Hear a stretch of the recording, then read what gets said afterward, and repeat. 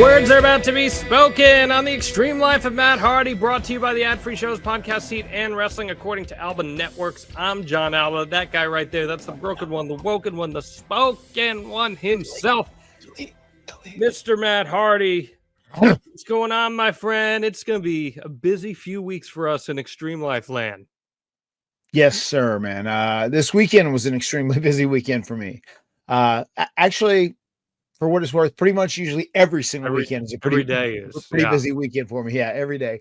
So yeah, it is. We got some really neat, really cool stuff coming up, and this has been a fun little 3 days. I'm here alone with the kids. My wife's out of town working, so I got almost 4 full days with the kids. So it's been nice. We've been hanging out and having a good time, and just kind of getting back to basics here, living the country life in the forest.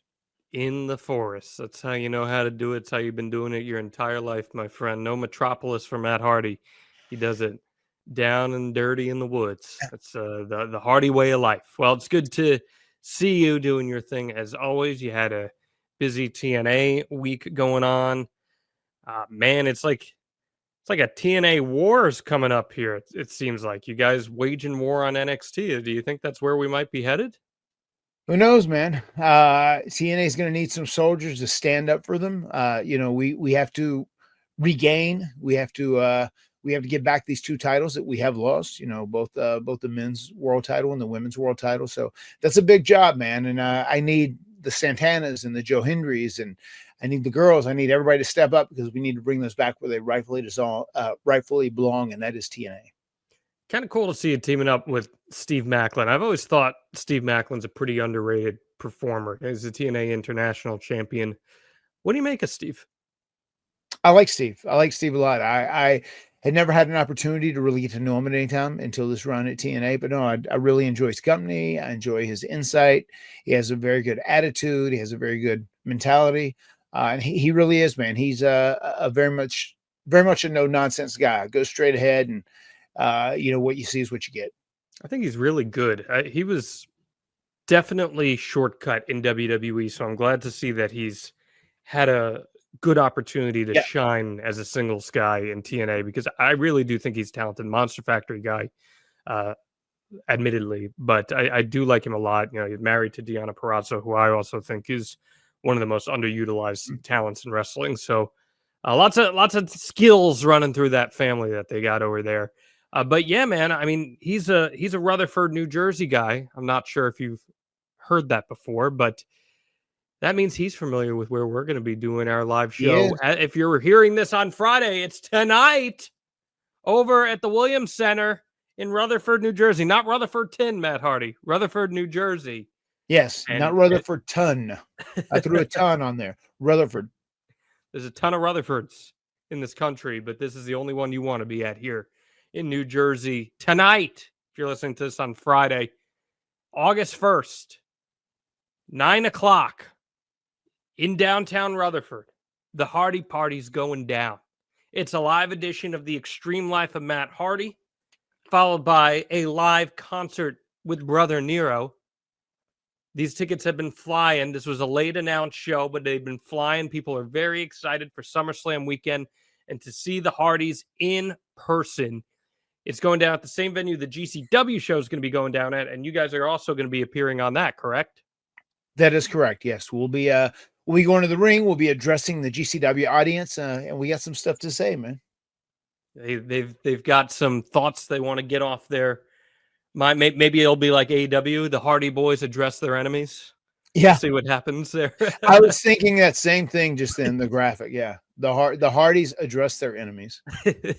Hardys address their rivals. The Hardys address the Dudleys. Maybe they'll do that, and then they're gonna hop over same building to do this Hardy Party.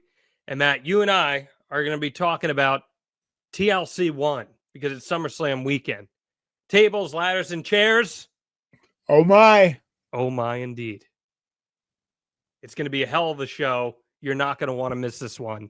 And then the next week, we go up to New England, Kowloon, historic Kowloon, just outside of Boston, for the biggest Hardy Party of the summer, because it's not just a meet, greet, and delete. It's a meet, greet, delete, and eat. Is that correct? Do I have my information justified there? Yes, it is a meet, greet, eat, and delete. Delete always has to come last. Okay. For emphasis. Yes. I mean, Kowloon's got some of the best food out there.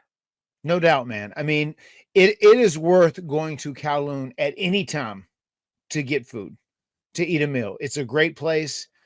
Hello, my darling. We got a gothic baby running. Oh, we do. Oh, here. She's going, hurry up. She's whispering. It's a great time. Say hi, Evie. Wave. Hi. Someone Hello, let the iPad turn off. Here, baby. Right. Me. Okay. All right. It wasn't you. So yeah, we're super excited about this Kowloon's trip coming up and this Hardy Party, and it is going to be the biggest Hardy Party of the summer. All right, guys. And the reality is, you end up going to HardyBoysLive.com, and you're going to be able to get your tickets for both of these shows. I'm very, very, very excited for us to hit the road. You guys are going to be also going to Limitless Wrestling the day before Kowloon. That you're going to be doing a meet, greet, and delete as well. This is what the summer's all about, my friend. You know, we love, and genuinely, I mean this, we love interacting with all the diehardies out there. And these Hardy parties, there's no better way to do that than actually showing up at one of these things. Yeah, these things these things are an absolute blast. And these are two events you don't want to miss. If you are listening to this on Friday morning, you still have time. Get your ass to Williams Center on Friday night, and we're going to be there. We're going to be rocketing. We're going to be rocking the night in Rutherford, New Jersey. It's going to be a great Hardy Party. As I said, myself and John, we do something. We're doing TLC 1. It's going to be first run content. And then Jeff is going to follow up with an acoustic concert. And then, a week later, we're going to Boston. And this is going to be the biggest Hardy Party of the summer. It's going to be huge. It's going to be massive. Come out and eat at Kowloon. I promise, if you've never been there and you eat there, you'll thank me for the rest of your life. Yeah, you'll never want to not go back because it is addicting. Oh my God! Kowloon. Yes, I have a Kowloon addiction. I believe it entirely. So we look forward to seeing you there. HardyBoysLive.com. That's boys with a Z. HardyBoysLive.com. We are going to talk SummerSlam, not just this year's, but SummerSlam 2005 on this edition of the Extreme Life of Matt Hardy. I do want to rewind though and go back to last week real quick because you and I were recording as the news of Hulk Hogan's death came to light. It was pretty real time. I don't think we really had a chance to necessarily process our reactions to it. There's been a ton of discourse, obviously, in the week since. So I want to give you an opportunity. Is there anything else you'd like to say about Hogan's passing or any of the subsequent discourse? I think, here we really try hard to be honest and fair on the Extreme Life of Matt Hardy. Very much so. We do a really good job at that. And I think everyone knew it was going to be a bit polarizing, but I mean, at the end of the day, man, Hulk Hogan is truly the guy who morphed pro wrestling into sports entertainment and what it is today. Like without Hulk Hogan, things look drastically different. I mean, maybe somebody else would have came along and things would have still changed in some certain way. But I mean, Hulk Hogan is a pillar of pro wrestling and sports entertainment. So it's a huge loss to the wrestling world in general. And yeah, man, there was so much feedback, negative and positive, and it's one of those things, man. I saw a post that Mick Foley put up, and I'd mentioned this to you briefly, but Mick Foley put up like, hey, if you didn't like Hulk Hogan for whatever reason, like, give it a few days and like let him and his family mourn and whatever else. I thought he said that so well. Like Mick Foley, probably not his biggest fan, but still just the level of respect that he was willing to show and the respect that I think he expects from other people, to show if someone does pass away, if someone dies, especially, you don't have to just dance on their grave immediately as soon as they die. So that was a little frustrating. There was a lot of that, and I understand it. I get why people had issues with them, but I feel like when someone dies, try and let their family and children and the people mourn, and if you don't have anything great to say, it's probably better not to even say it. My old agent used to have a phrase, "Mum is the word," she would say. And that's something I've definitely learned. over the years. Yeah, it was pretty crazy as we were live. It's just happening, and we tried to navigate it the best that we could. But now that we've had a little more time, just wanted you to have an opportunity there to add anything additional to that because it was one of the biggest news stories ever in wrestling. Yes. Quite frankly, he's, as you said, one of the biggest names in the history of the industry, if not maybe the biggest name in the history of the industry from a mainstream standpoint. Yeah, so no doubt. A lot to be said about Hogan and his passing. I highly encourage you to check out our archives, extremehardy.com, where you can go listen to what Matt had to say as that news came down last week on the Extreme Life of Matt Hardy. So we do have SummerSlam coming to you this week in New Jersey, East Rutherford specifically. You feel like running through some of the card here, some of the big matches, and making some picks? Sure. Okay, let's run through it just a little bit here. We got Tiffany Stratton and Jade Cargill for the WWE Women's Championship. Jade, someone you got to work with in AEW, and you got to see her rise to superstardom. Now she gets her chance at the world title here. Matt Hardy, does WWE cash in on Jade Cargill and put the rocket on her as WWE Women's Champion? It's I could see this one going either way in reality, but there is a part of me that is going to be leaning towards Jade Cargill. I feel like they've been very careful with her. They've been very careful with how they've utilized her. They've built her slowly. They've made sure to get her out, get her in the ring to try and make her more of a complete worker. And I could see this being the time they decide to pull the trigger and put the title on Jade Cargill. I think that this has to be the time to put the title on Jade Cargill to see what she's got. My only worry is, and I've said this to you before and we've talked about it briefly, I kind of feel like she's a little miscast. I actually think both Tiffany Stratton and Jade Cargill are miscast in their roles where they both should be heels, like straightforward heels, in my opinion. Right. Tiffany Stratton's kind of a Regina George style Mean Girls heel, and Jade Cargill's this badass almighty being, in my opinion. And I think that we need to see her have that aggression, and I hope that she really can start to tap into that during the course of her title run. Maybe she's the type of champion that wins it as a babyface and turns over the course of her championship reign. I think so. I think that would be a good play for her. Yeah, I'm with you on that, my friend. I'm curious your thoughts on this one. As of now, subject to change because apparently Drew McIntyre is dealing with some travel issues, but Drew McIntyre and Logan Paul versus Randy Orton and Jelly Roll. Jelly Roll, one of the biggest names in music right now, big time wrestling fan. He's got a nice choke slam, I won't lie. And he's been putting the work in at the Performance Center. What are your expectations for a match like this, and how do you see it playing out? He really is such a huge wrestling fan, and I love the fact that Jelly Roll is so passionate about it that he, went and signed himself up and put in the work and lost all this weight, and physically he looks the best he's looked in quite a while, and he wants to do this, right? So I think all that is really cool that he has worked so hard, and just having Randy Orton on your team, man, is a big plus. I mean, if you have Randy Orton on there, he's going to put things together in a very wise manner. So I would imagine this is going to be sneaky good. I think it's going to be better than people are expecking. And I would guess, how would you book this match? I mean, I would book it. I would book it mainly around Randy doing the majority of the work, and just highlight Jelly Roll, have him come in, do the couple things that he looks good at. Just keep it very simple for him. Put it in there, keep it very simple, make sure it's stuff that he can do and he knows exactly what he's doing. And that's how I would structure it. Have Randy do the majority of the work, and then make it a spectacle. So we're building to the Randy Orton hot tag on Jelly Roll. I mean, maybe so. I mean, we might see a deal where Randy there's heat on Randy, and there's a little bit of a hot tag to Jelly Roll. I could see that too, and then kind of continuing with Randy. But it's going to be interesting. I'm very curious to see how it is put together. I think Jelly Roll is such a wrestling fan, he kind of gets it. I feel like wrestling fans make the best wrestlers when they end up wrestling anyway. But I think it'll be put together in a very smart manner where his what Jelly Roll does in the ring will be minimized, but it will also be optimized. And I think it'll end up shockingly being much better than people thought.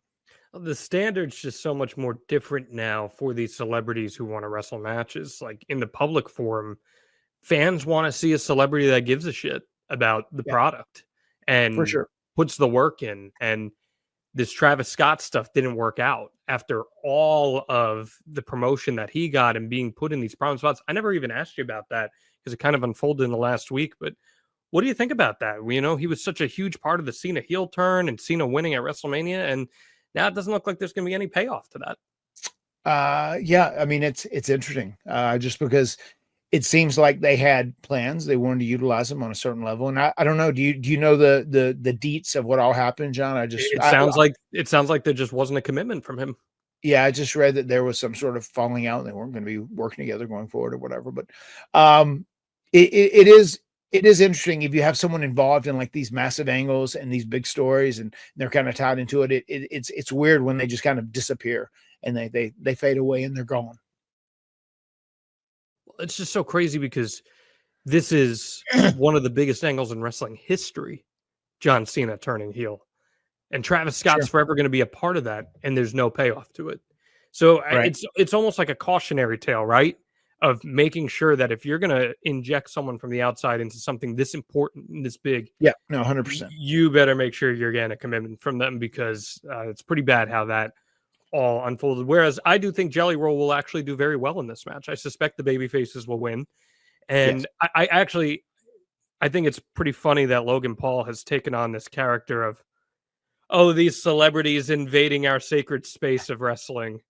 I think that's pretty creative heel work from him. Yeah, very good. Yes. So we'll see. And like I said, I think he'll get up pretty high for a Jelly Roll choke slam that I would envision is probably the finish to this match. Yeah. He did a hell of a choke slam through the table on the Late Show or whatever. He did.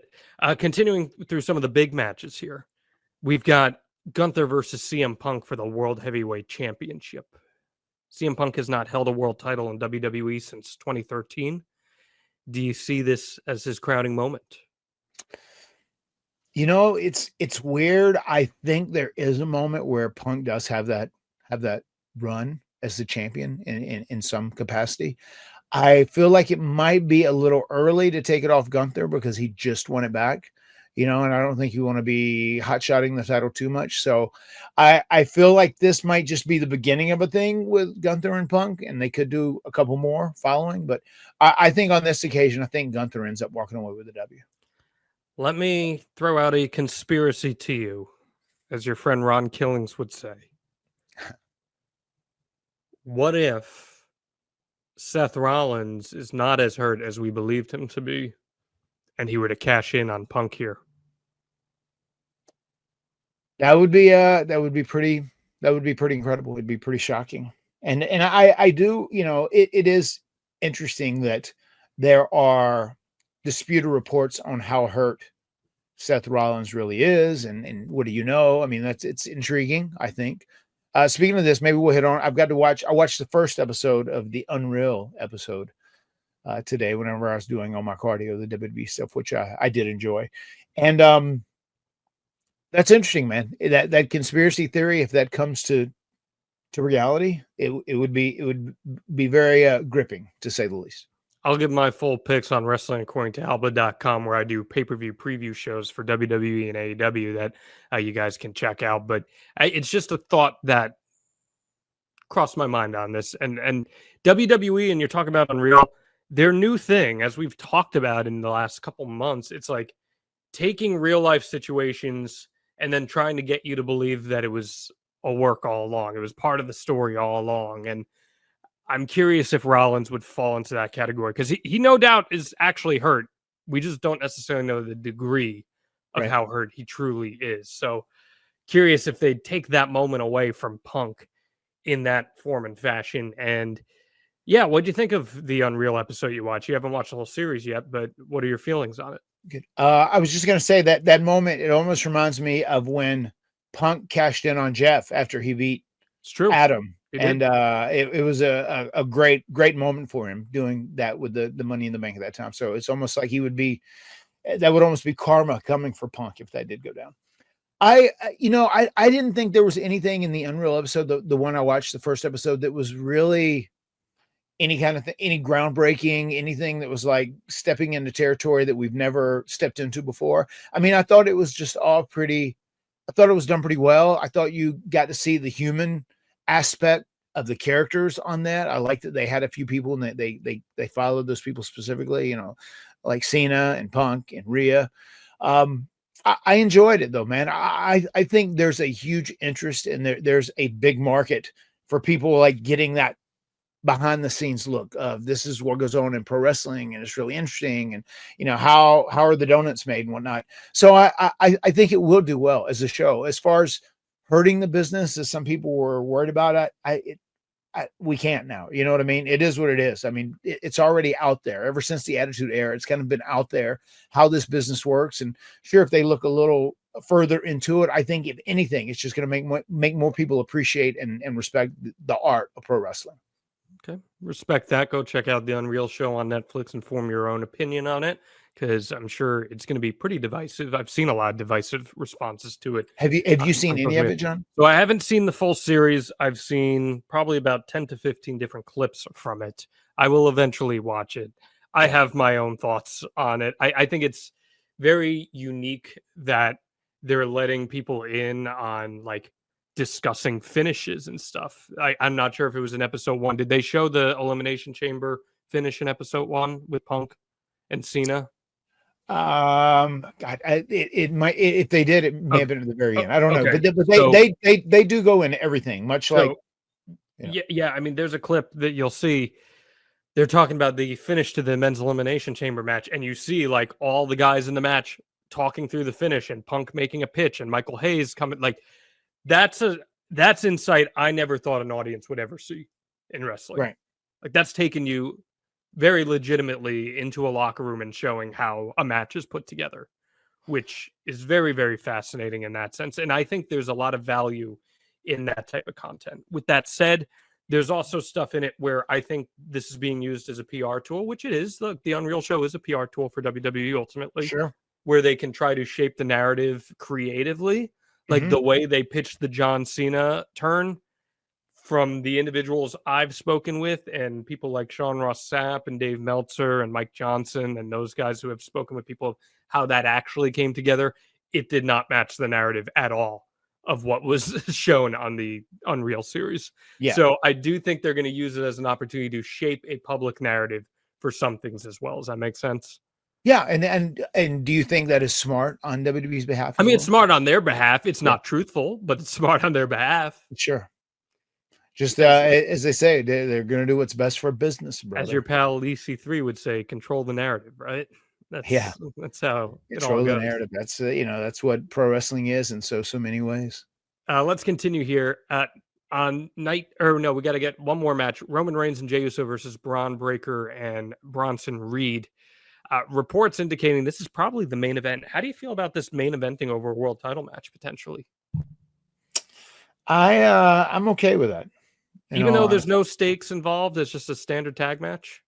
Yeah, I mean, I just think it's gonna be a big deal because it's you do have some of your biggest stars in it, especially on the one side. But I'm okay with it, and that also even. If that is going on last, have they announced that as the main event? It's the speculative main event. Okay, gotcha. I mean, that also kind of makes me think the whole Punk Gunther deal is not going to be something that makes people happy when it's all said and done. Maybe that's the reason that is not going on last, because it's not going to be sending the crowd home happy. Interesting. Naomi versus Rhea Ripley versus Io Sky. I've been really impressed by the work that Naomi has done as a character since her heel turn, and her cash in at Evolution was really, really well done. Big triple threat match here. I suspect they probably opened night 2 like they did night 1 of WrestleMania and stole the show. And Matt, I think the ladies could steal the show again here. Yeah, same. I'm in that same boat, man. I think they can as well. Naomi has been great too. I've really enjoyed what I've seen of her during her heel run. And we'll talk about the main event here. John Cena, Cody Rhodes, street fight for the undisputed championship. What do you think the logic is behind making that a street fight?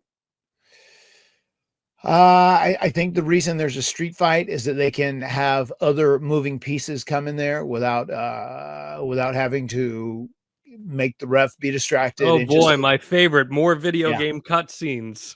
Yeah, it's gonna have all that. They're gonna go nuts. They're gonna go nuts, baby. This is very possibly John Cena's last big match main event. He doesn't have a lot of matches left here on this run. Do you see Cody walking away with the title? I think he does. I think Cody ends up walking away with the title, and I think I think we get the story grows from here. We go into the next chapter of the John Cena story, maybe even a Cody story. Who knows? There are a lot of people who think that there's a possibility of a double turn. I mean, I'm not one of those people at all. I mean, but all of the elements are there if they did choose to go that route in theory. But once again, as we said, Cody really is the face, and I loved how they hit that so hard on the Unreal show that Cody is the face of WWE right now and all the responsibilities that come with that. I think it would be a really bad idea to turn Cody Rhodes simply because there is no clear-cut wrestling all the time number 2 top tier babyface. I just think that would be a big problem. It's what happened in 2001 when they turned Stone Cold Steve Austin. The Rock was gone. Triple H was going to be gone soon after that. And they really struggled on the babyface side as a result of that. So I hope that they don't repeat history here. Mm-hmm. And we find ourselves in a situation where Cody is a strong babyface coming out of this. Do you think this is the beginning of John starting to see the light as a character? That would be my guess. I mean, do you even think there's a possibility we have like a Rock betrays Xena? Rock could get involved in this. He certainly could. But if he betrays Xena, then they're almost certainly doing a double turn unless someone else comes into the fold, which would be a whole another thing. Oh man, we're talking a lot. I can't wait. It's professional wrestling at its core. I love it. My brain is starting to hurt thinking about this right now. I'll be there night 2. Entertain me, baby. I'm not going to overthink it. Just entertain me, baby. I'll be there night 2. Yes, you're the feed me content daddy. Feed me content. Give it to me. Give it to me. Lots of content and lots of big matches to make your picks on. And we want to help you make your picks for SummerSlam. And that's with the help of MyBookie. This is something that's changed a lot in recent years here, Matt. Now people can wager on professional wrestling. It's wild. Cody Rhodes has... What were you say? It really is wild. The fact that they can wager on pro wrestling is something I never thought I would see. Let's talk about it. Cody Rhodes is the crowd. He's got the momentum. He's got the main event. But something about this street fight just seems a little different, right? A street fight could get ugly in ways we don't expect, and Cody could finally snap, as you alluded to. The double turn, maybe. MyBookie, that's what you get a chance to bet on. Not just who wins, but how it happens as well. The moment, the chaos. And with SummerSlam finally here, they're giving you every tool to hit. Other books give you odds. MyBookie gives you the edge. Daily bet boosts, extra plays just for wagering, and unlimited cash when your friends sign up. And yeah, if you didn't know, you can legit use your own referral code to claim unlimited bonuses. So to get started, hit up mybookie.ag, use promo code Hardy50, that's Hardy50, and cash in with a bonus on your first deposit. Drop in $100, you get $50 added free. Go bigger, and MyBookie throws in even more. SummerSlam is built for drama. MyBookie is built for getting paid. Bet on anything, anytime, anywhere. Just a wildly different world we live in now, Matt. It really is. It's amazing. I'll be there for night 2. If you see me, come say, hey, it's my neck of the woods, Jersey, MetLife Stadium. Should be a fun night. And then I think I'll probably be heading over to Raw in Brooklyn the next night as well. Do we know what night the tag team title, the ladder matches? The TLC match? Yeah. Yes. That is going to be night 2. Okay. You have any thoughts on that one? I'm intrigued by it. Anytime there's a TLC, that is, part of the legacy we kind of started and created. So go off. A little bit. Yeah, my spider senses go off. I'm going to be in the area. You never know. Okay. Well, I think this is the most teams that have ever been in a straight TLC match. This is a six-pack. I think it is as well, yes. TLC. Now, they've done ladder matches that have involved tables and chairs as well, but officially speaking, I think it is the largest, and that's got to be pretty tough to navigate and laying all that out, I'd have to imagine. It can be challenging. It definitely can. One thing that I think the competitors benefit from, that means less big bumps from each people. You get to kind of distribute it out throughout the match, much like we did where we had a 4-way tag ladder match at Slammiversary. So it will be. It'll just take someone to really put some thought into it and really organize everything, try and give everybody a moment to shine, and that'll be the goal. We'll see how that unfolds. I think they learned from WrestleMania when they didn't put the TLC match on WrestleMania, and it was awesome. Yeah, we ended up watching it afterwards. Could have been sick. So now the Wyatt Six are involved in this TLC match. We'll see how that plays out. Hey, pretty cool, by the way, that Bray Wyatt's in the Wyatt Six again. That Halloween Horror Nights house with Universal. I thought that was awesome. Very cool, man. That is so cool. That worked out, and I'm glad. I'm just glad that they really focus even with the Wyatt Six. Just like when this whole angle was starting with.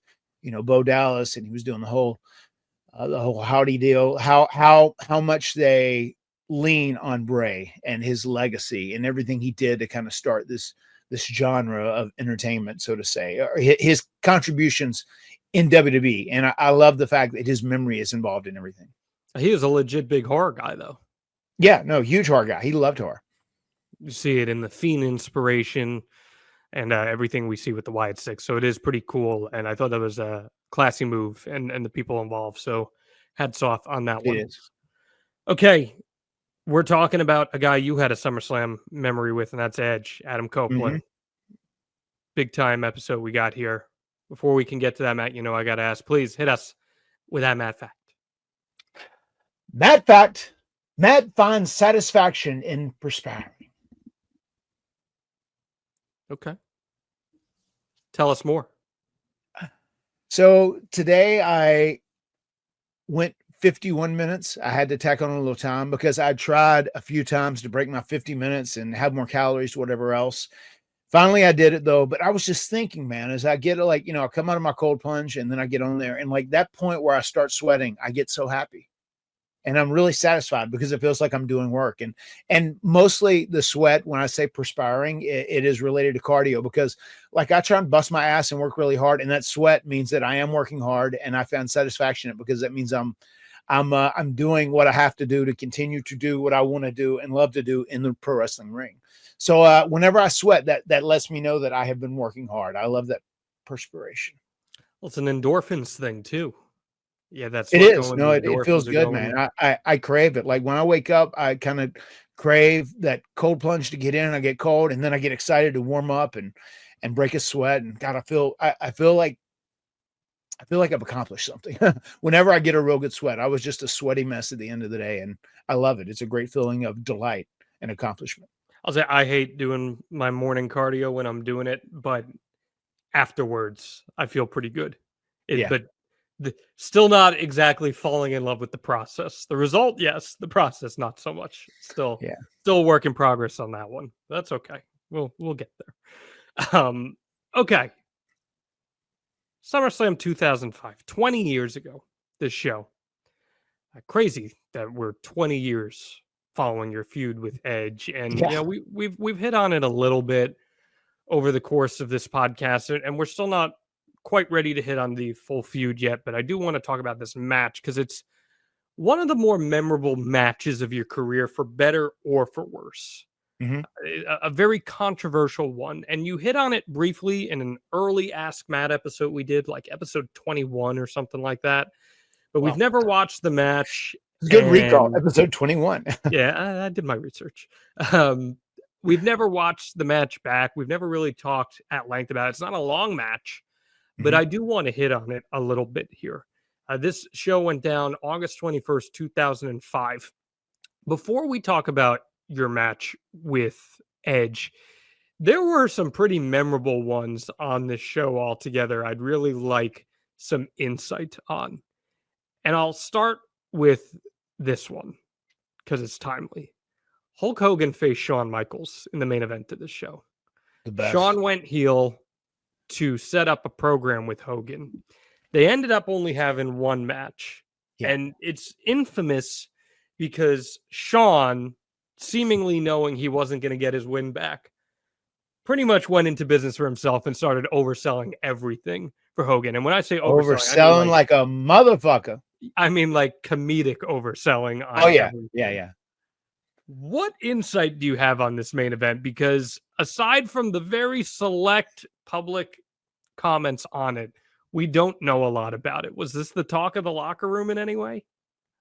I mean, people were going nuts when he was doing that. I mean, he was popping people. It was definitely a monitor sellout backstage. And I just remember thinking like, oh my God, like if he wasn't Shawn Michaels, like he couldn't get away with this. Only Shawn Michaels could go do that and get away with this without being killed. You know what I mean? Without being heavily punished. It was wild, man.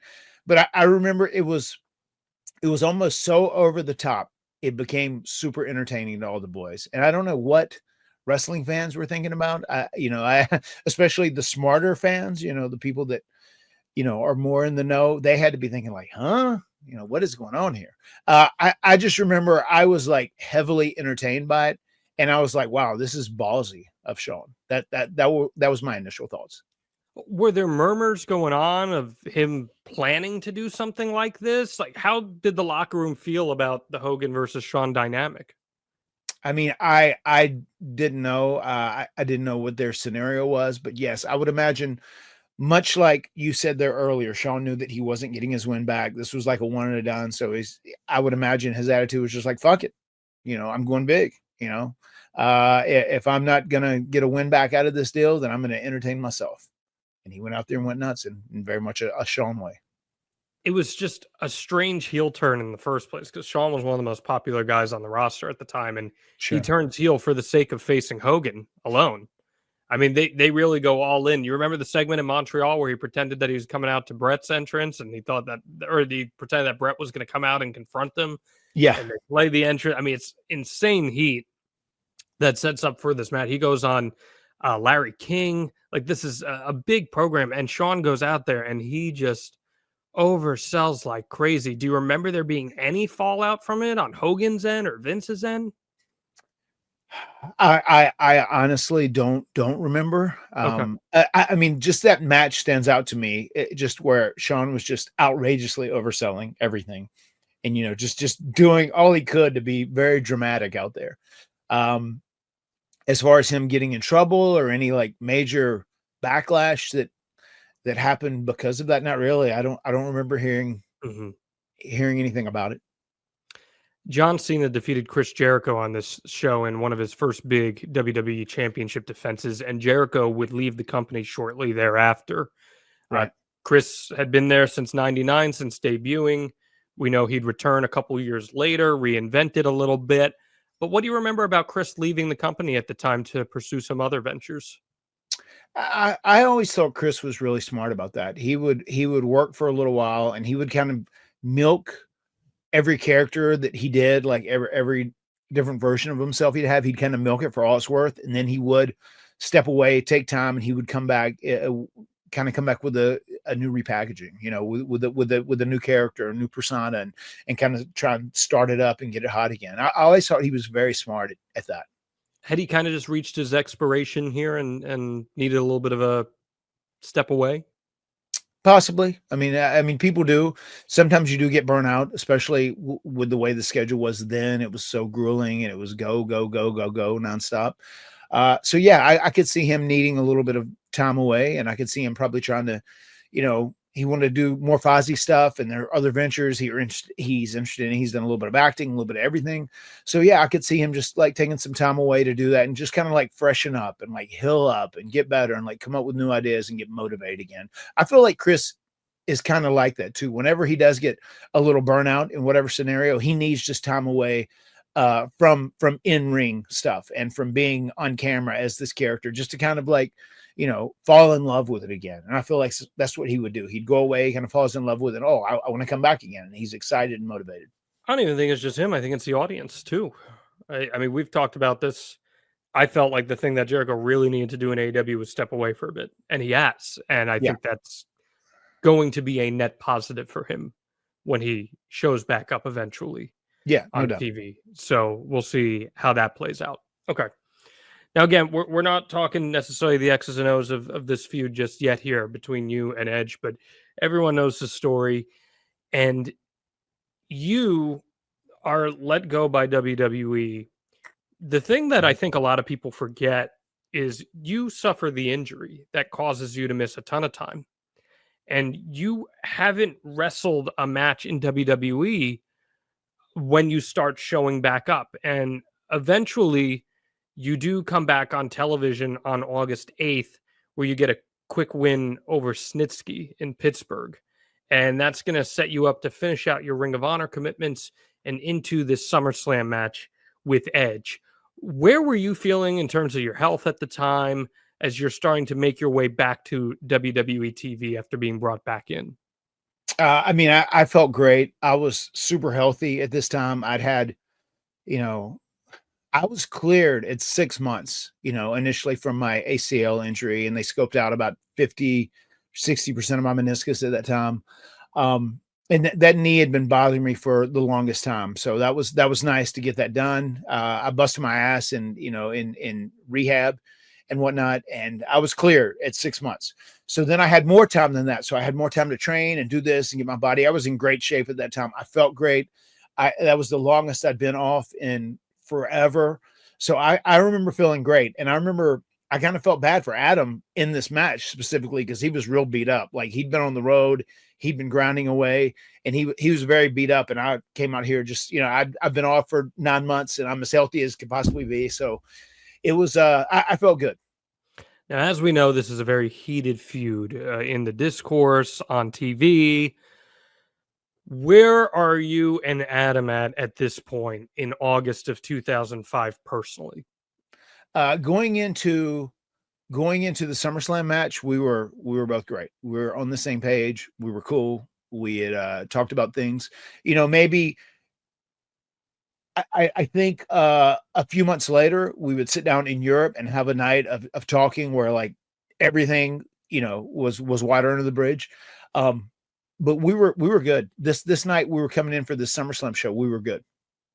You've told a story on this podcast about Vince sitting you guys down, and oh yeah, it's the best. It's my favorite. So was that ahead of this show?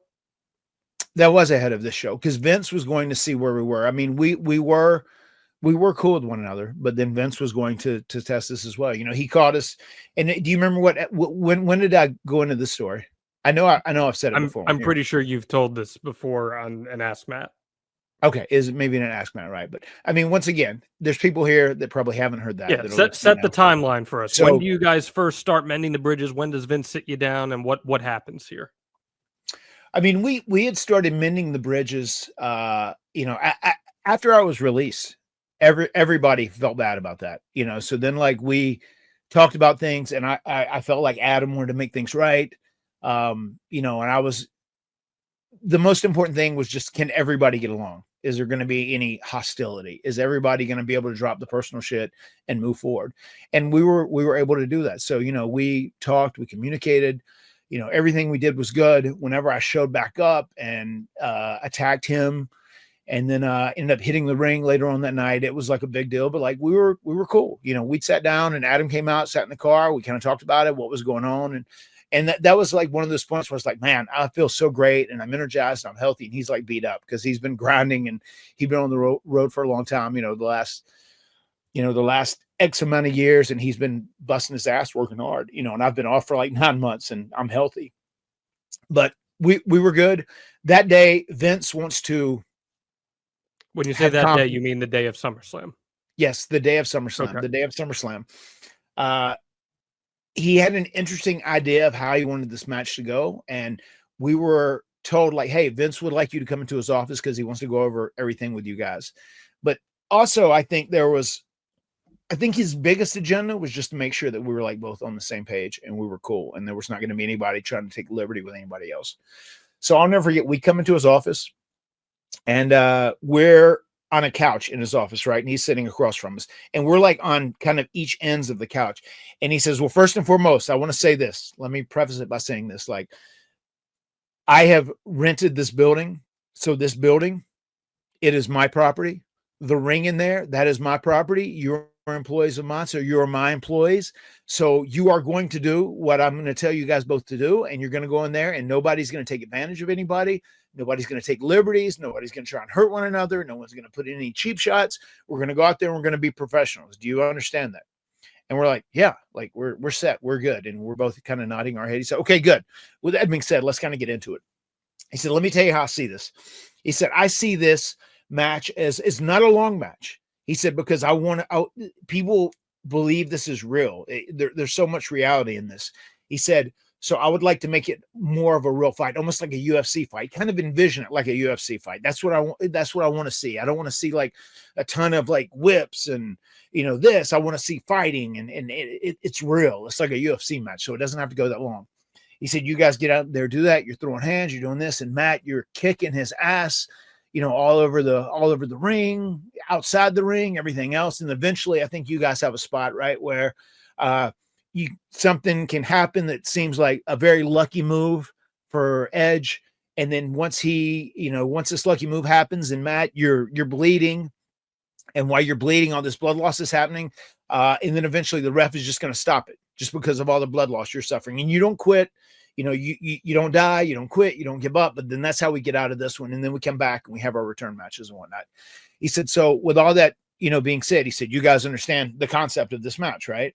And we're like, yeah, sure, we understand. He said, all right, now let's get into it. He said, this is how I want to see things. Whenever you do that, what is the spot you have? And I said, well, like I'm nailing him like with the 10 punches and he grabs me and throws me. My head hits the post. And then when he hits the post, then there'll be a gig. I'll gig there, and that's where the blood will start. So we do that. So okay, that's the spot. Great. This is what I want to see. He said, have you ever seen animals in the wild? Have you ever seen like one animal that gets wounded and the other animal just grows? It grows. It looks like it gets 2 or 3 times the size that it was before. It grows. That's what I want to see. Matt, you're down there, you're wounded, and then Adam, you just grow and you go over and you get on. He said, because look, let me tell you a little something. He said, this is about primal instinct. Like you might not even buy into this, but I want you to know this. When us as human beings is these primal instincts, our primal instincts in our mind say, if you see someone that is injured or weaker than you, you know, you deep down, you want to finish them. Then that is our primal instincts. And that's what I want to see from you, Adam. You want to finish him. He said, this guy's weak. He's bleeding. He's bleeding out. And now you can take advantage. You can grow and devastate him. You know what? When you see someone weaker than you, even if someone's in a wheelchair, he said, there's a part of you deep down. It's your primal instincts. This may sound crazy, but this is psychology. This is human psychology, primal instincts. You want to just pounce on them. You want to dominate them. You want to eat them. And I just noticed Adam and I, we had been sliding closer to the middle of the couch the whole time. You know, he went into this whole spiel and he just talked about he wanted Adam to blow up, you know, grow and like devastate me, destroy me. And he went into a reference of saying, like, you know, even if you see someone that is handicapped or crippled in a wheelchair, you know, they're weaker than you. And your primal instinct, if you went full primal mode, is like to dominate that individual because they're weaker than you. And that's what he was comparing to me down there bleeding. And like I was wounded and I was hurt and now like take advantage of me and dominate me, devastate me, try and kick the shit out of me. Right. And then he said, like, even you ever see somebody in a wheelchair and like a primal instinct is to eat them. And that is the wildest line, you know, one of the wildest lines Vince has obviously ever hit with me. He said some wild ones too. But by the time, you know, he said that, myself and Adam, we were like side by side, almost like freaked out because he went into this long rant about primal instincts and about eating people in wheelchairs and eating people that are weak or crippled or, you know, people that are wounded. And I was going, man, I said, and we talked about this later, a couple months later. We said, do you think he did all that to kind of like freak us both out and make sure that we were both on the same page? Just like, Jesus Christ, like, you know, at least we're not crazy like Vince is. We're going to go out here and we're going to be pros doing this. But like Vince is a maniac. He's a madman, like telling us he's going to eat people in wheelchairs and whatnot. That is a very, very fond memory to me from that night, that day and night. Seems like a little projection to me from Vince, but yeah, neither here nor there. And since you've told the story, a top WWE star even texted you confirming that metaphor had been used with them as well, if I'm not mistaken. So it seems to be something that he fell back on quite a bit. All right, we're going to get into the nitty gritty of it. I want to watch this match. You ready to do this? Sure, let's watch it. Okay, if you want to queue up whatever avenue you watch this on, again, I can't give you an exact time code because everything changes now with the different platforms, but Matt is about to make his entrance. Edge and Lita are standing in the ring. Let's do this in 3, 2, 1. So you are about to make your entrance here. Here comes the music. Here comes Matt. Live for the moment. This is your first major WWE match in some time. And you're getting ready for a fight. Shirt is coming off here. Were you down with the plan here to have a super short, quick match? Yeah. I mean, at this point, it is what it is. And we just had to make the most of it. And here you can see that we're like throwing fists. It's very physical. Like, this isn't a wrestling match. We wanted to portray this as much like a fight as much as we possibly could. And you are right up on top. I mean, you were just swinging away here. Would you say this was a stiff match? Yeah, I mean, we both agreed. I said, like, dude, I'm fine. Like, you know, lay it in. I'm fine with that. And he was too. But once again, as I said, Adam was just like banged up and beat up because he'd been on the road, you know, nonstop for, you know, coming off this. And I had a long ass break. So. Hey, look at you trying to choke him out. Unconventional Matt Hardy offense. Yeah, very unconventional. I mean, that's what they this is exactly how Vince wanted it. He wanted it very unconventional. He wanted it just very realistic, like a fight, an actual fight. And that's what we're trying to relay to the audience. You've been up on him this entire time so far. And this is the first time where I'm even just not wildly swinging, just now like premeditated shots to the I think it's a good image of him like trying to cover up too, and he's the cowardly heel who talked a lot of shit, did some bad things, and now has to eat the consequences. Mm-hmm. I mean, it's definitely not pretty. I can tell you that. Yeah, that was the whole the whole idea behind it. They didn't want any beautiful acrobatic pro wrestling going on here. I believe our referee, if my eyes don't deceive me, is Mike Kyoto.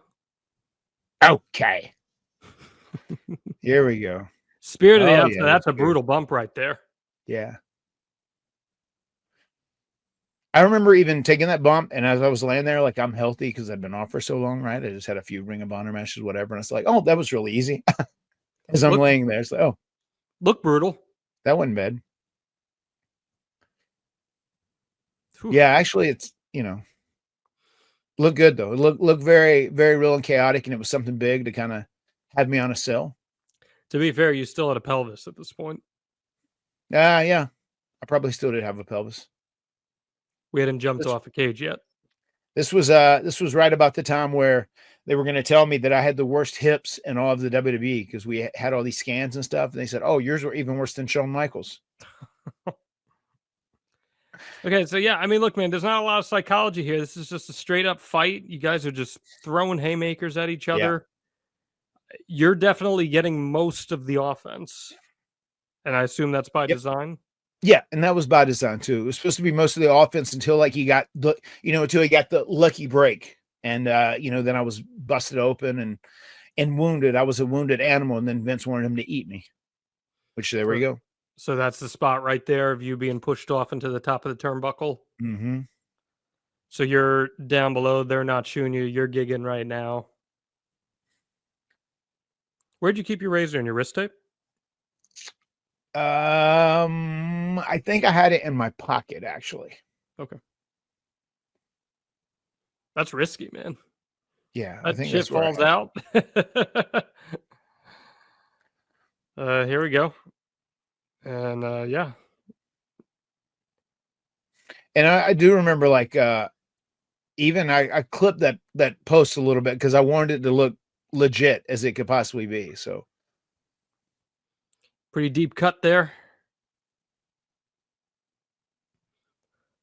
Now he's just going to town on you. mm-hmm. You know, and then once again, the whole story is that, like, you know, I will not die, I will not quit, and then eventually the ref just, you know, makes it in. The ref stops it. I guess my question is, like, discretion. Could you have told this story though without it needing to be super short? Like, you guys have a true, like, 10-12 minute brawl and then you have that finish. Did it need to be 4.5 minutes? Well, I just think that they were trying to keep the image of reality on this. You know what I mean? I think that's what they were, even though I think someone watches this, they understand these are two guys in here working. They wanted it to be short so that it looked real, as if it was like a real fight. I think that was the mindset behind it. He's kicking your ass now. You're down. And the whole thing was, you know, like, I'm a wounded animal. He's trying to do everything he can to destroy me, to eat me, which is my favorite term. You know, that's not Mike Chioda, by the way. That's my bad. It looked like him from afar. But yeah, there we go. That's your match. Referee waves it off. There you have it. 4 minutes and 50 seconds. Bloodied Matt Hardy. I guess this is technically a TKO per se, and Edge is your winner. Referee match stoppage, I think. Sure, yeah. And there you go. I mean, he wins. I don't know, man. This was a very divisive thing for a lot of wrestling fans, and you losing this match right away after coming back. Was it the right call in hindsight? I mean, if I was booking it, I probably would have done it differently. But once again, how would you have done it? I would have had, I think in the beginning, I need to get fucked. So we have stuff to continue to do. So I do think me losing in this scene was the right call. Because I feel like if you go in and kick his ass right from the jump, then it's hard. Where do you go to you know, where do you go to continue to get your redemption or continue to get your, you know, kick his ass and get your revenge?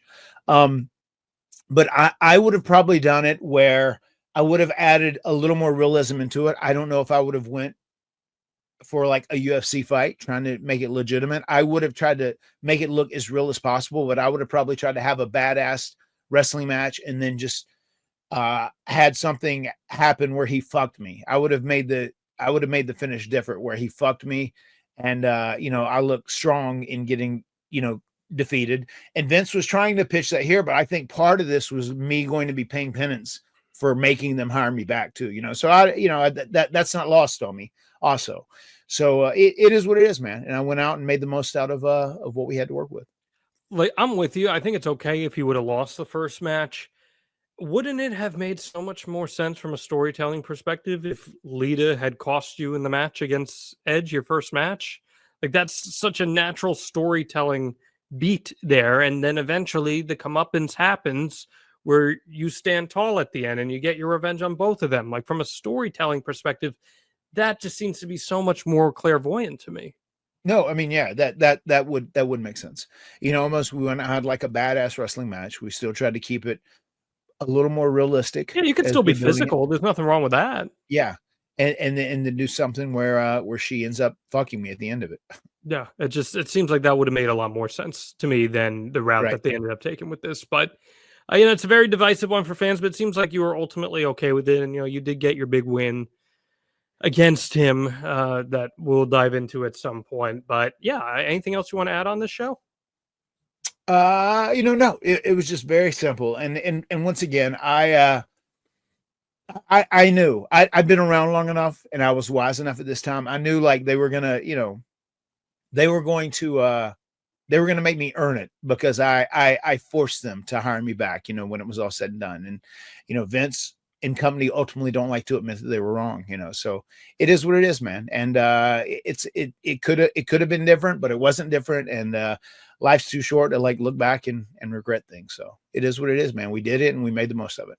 They don't call him Matt High Road Hardy for nothing. He's certainly taken that high road. And I respect it. I still think you got done dirty, but I respect it. And hey, I wouldn't blame anyone if they want to get on board with this podcast, because this podcast rules. You do so, advertise with Hardy.com, promote your business to the extreme, get out in front of thousands of listeners and viewers every single week.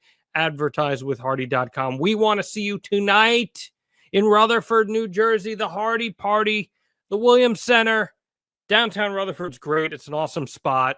Head on out there. Join us. Live Extreme Life of Matt Hardy podcast talking SummerSlam 2000, TLC 1, followed by a live Jeff Hardy acoustic concert. And then the following week, if you're in New England, Kowloon, HardyBoysLive.com is where you can get your tickets to those events. Matt, anything you'd like to say to the diehardies before this very busy SummerSlam weekend? You'll be at WrestleCon. It's going to be an awesome time. Yeah, if you are out at WrestleCon, come out and see myself and Jeff. We're going to be there. We're going to be there. We're going to be meeting, greeting, and deleting everyone in the area. So we're excited about that. Once again, like I said, the Hardy Party at Williams Center. Myself and John, we're going to be doing a first run. We're going to be talking about SummerSlam, TLC. It's going to be great. It's going to be so much fun. Guys, make sure to come check out these events if you are in the area, especially if you're going to SummerSlam and you're there and you have some downtime, come to WrestleCon, come see us. Can't wait for it. The words have been spoken. We'll see you next time right here on The Extreme Life of Matt Hardy. Delete!